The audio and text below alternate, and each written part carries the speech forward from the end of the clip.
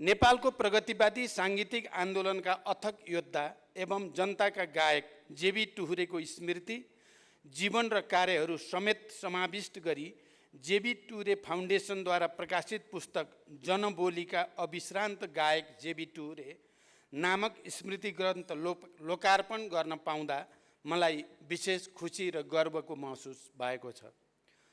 सबभन्दा पहिला त जनभाकाका माध्यमबाट आम जनसमुदायमा चेतनाको जग र जागरणको ऊर्जा भर्नुहुने जनताका प्रिय गायक जेबी टुहुरेप्रति फेरि एकचोटि भावपूर्ण श्रद्धाञ्जली व्यक्त गर्दै उहाँका विचार र योगदानको संरक्षण एवं भावी पुस्ताका निम्ति ऊर्जाशील विचार सम्प्रेषणका लागि फाउन्डेसनको भूमिकाप्रति हार्दिक धन्यवाद व्यक्त गर्न चाहन्छु।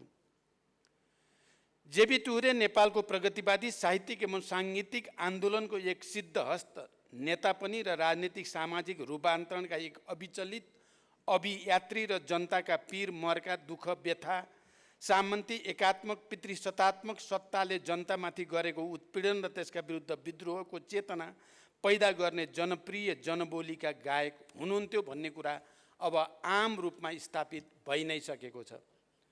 बाल्यकालदेखि नै देश र जनताको मुक्ति र परिवर्तनका निम्ति समर्पित रहनुभएका जेबी टुहुरेको सिङ्गो जीवन ऊर्जाले भरिएको छ।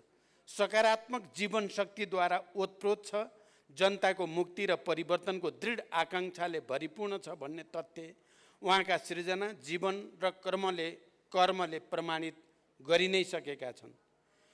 नेपालको वाम लोकतान्त्रिक राजनीतिक आन्दोलन एवं साङ्गीतिक क्षेत्रमा उहाँले पुर्याउनु भएको विशिष्ट योगदानकै कारण भर्खरै बसेको मन्त्री परिषदको बैठकले जेबी टुहुरेलाई जनगायकको राष्ट्रिय सम्मान प्रदान गरेको छ। यसका निम्ति यहाँहरू सबैलाई बधाई ज्ञापन गर्दै उहाँलाई जनगायकको राष्ट्रिय सम्मान प्रदान गर्ने ऐतिहासिक अवसर प्राप्त गरेकोमा गौरव महसुस गरेको कुरा समेत यहाँहरूको अगाडि राख्न चाहन्छु। स्मृति ग्रन्थमा जेबी टुहुरेको जीवन विचार र कर्महरूका विविध आयामहरूलाई विभिन्न कोणबाट विश्लेषण र संश्लेषण गरिएको छ। समग्र पुस्तक पढ्दा टुहुरेको चेहरा स्मरणमा राम्रैसँग ल्याइदिन्छ। यहाँहरू प्रत्यक्ष सदन र लामो सङ्गत र सहकार्य गरेका व्यक्तित्वहरूका विचार भावना र अनुभूतिको पुस्तकमा जसरी संकेन्द्रण भएको छ, यसले टुहुरेको समग्र जीवन बुझ्न र जीवन एवं कर्महरूबाट शिक्षा लिन निरन्तर अभिप्रेरित गरिरहनेछ। यस अर्थमा यो पुस्तक धेरै गहन र महत्त्वपूर्ण भएको मैले महसुस गरेको छु। जेबी टुहुरे फाउन्डेसनद्वारा प्रकाशित यस कृतिमा आकारका दृष्टिले मात्र नभएर विचार र अनुभूतिका दृष्टिले समेत जीवन्त रहेको छ। पुस्तकमा वरिष्ठ राजनीतिक कर्मी, लेखक, साहित्यकार एवं उहाँसँग प्रत्यक्ष सम्बन्ध र सहकार्य गरेका बौद्धिक व्यक्तित्वहरूका साथै घनिष्ठ मित्र र नातेदारहरूका विचार र भावना समेटिएका कारण पुस्तकले झन्डै पूर्णाकार प्राप्त गरेको नै अनुभूति हुन्छ। यद्यपि लेखकहरूलाई विधागत कार्यक्षेत्र तोकेर सामग्री सम्पादन गर्दा हरेक सामाजिक व्यक्तित्वका बहुआयामिक पक्षहरूको विश्लेषण र समीक्षा हुन सक्दछ भन्ने तथ्यतर्फ आगामी दिनमा फाउन्डेसनले ध्यान दिनेछ भन्ने मैले विश्वास लिएको छु। साथै टुहुरेको व्यक्तिगत राजनीतिक एवं सामाजिक जीवन एवं उहाँहरूका सृजनाहरूको व्यवस्थित रूपरेखा समाविष्ट गरिएको भए पुस्तकले अझ राम्रो र पूर्णता पाउने थियो भन्ने पनि मैले महसुस गर्दछु। प्रकाशकले आगामी दिनमा यसतर्फ समेत ध्यान दिन अनुरोध पनि गर्न चाहन्छु। पुस्तकको बारेमा टिप्पणी गर्दै गर्दा यहाँ ती विचारहरू आइ पनि सके, मलाई खुसी पनि महसुस भएको छ। जेबी टुहुरे नेपाली वाम आन्दोलनको एक बहुआयामिक व्यक्तित्व हुनुहुन्थ्यो। यद्यपि उहाँको मूल विधा र मुख्य योगदान चाहिँ प्रगतिवादी साहित्यिक सांस्कृतिक आन्दोलन र सामाजिक रूपान्तरणको आन्दोलन हो। जति बेला हामी राजनीतिक आन्दोलनमा सक्रिय भएर जनतालाई जागृत गर्न सङ्गठित गर्न प्रयत्न गर्थ्यौँ, कोरा विचार र प्रवाहबाट जनसमुदायलाई सङ्गठित गर्न निकै कठिन हुन्थ्यो विचार र राजनीतिले मात्रै। तर जब साहित्यकार एवं सङ्गीतकर्मीहरूको प्रस्तुति हुन्थ्यो, जनतामा विशेष प्रकारको अनुराग र आकर्षण पैदा हुन्थ्यो। साहित्य र सङ्गीतको माध्यमबाट आम जनसमुदायलाई आकर्षित, प्रशिक्षित र सङ्गठित गर्ने तथा राजनीतिक मन्तव्य, सिद्धान्त र दर्शनबाट परिष्कृत गर्दै नेतृत्वको रूपमा विकास गर्ने नेपाली वाम आन्दोलनको आम प्रवृत्तिको रूपमा विकसित हुँदै आएको छ।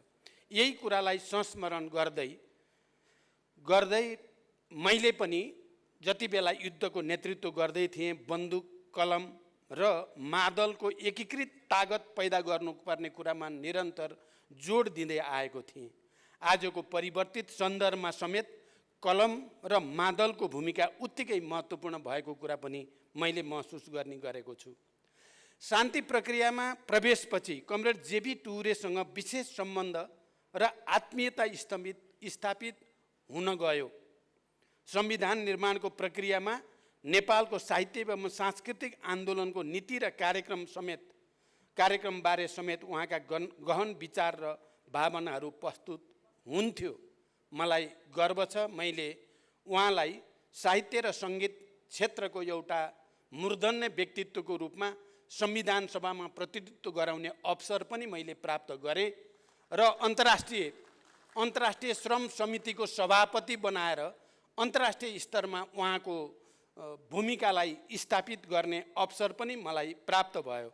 उहाँको सम्पूर्ण जीवन नै समाज रूपान्तरणका निम्ति समर्पित थियो। यस अर्थमा उहाँको सिंह जीवन वर्तमान र भविष्यका निम्ति समेत उत्तिकै प्रेरणादायी छ, अनुकरणीय छ र ऊर्जाशील छ।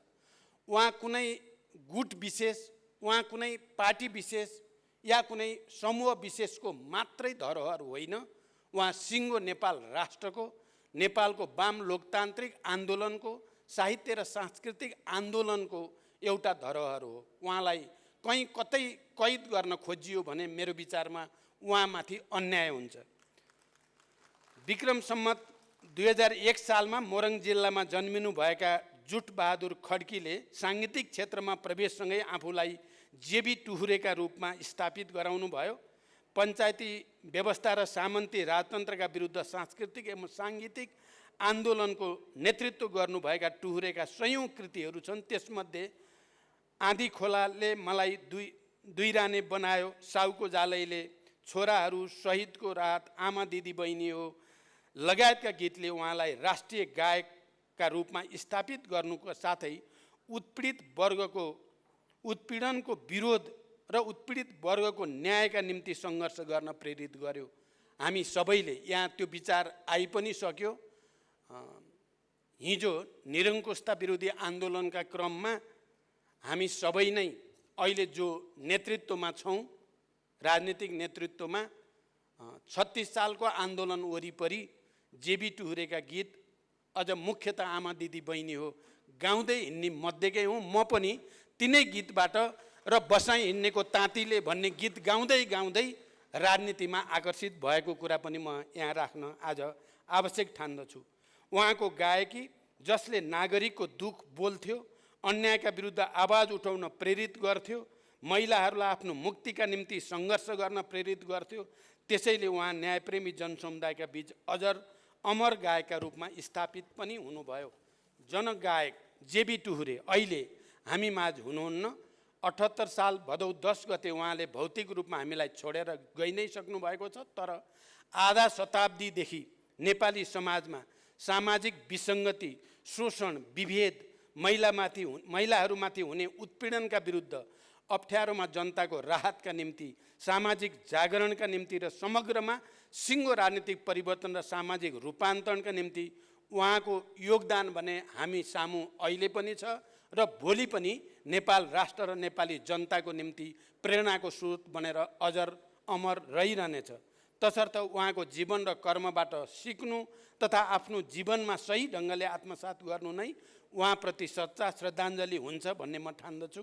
अन्त्यमा टुहुरेको स्मृतिमा प्रकाशित यस कृति उहाँको जीवनी, विचार, कर्म एवं सृजनाहरूको व्यवस्थित अभिलेखन र भावी पुस्तामा क्रान्तिकारी विचार र सांस्कृतिक निर्माणका निम्ति महत्त्वपूर्ण एवं सङ्ग्रहणीय हुने विश्वास पनि व्यक्त गर्दछु। यो सम्पादनमा यहाँ आज सम्मानित हुनुभएका अनिल पौडेलजी, जसको बारेमा संक्षिप्त वृत्तचित्र मार्फत अलि धेरै बुझ्ने हामीलाई मौका पनि प्राप्त भयो, म अनिलजीलाई विशेष रूपले बधाई पनि भन्न चाहन्छु।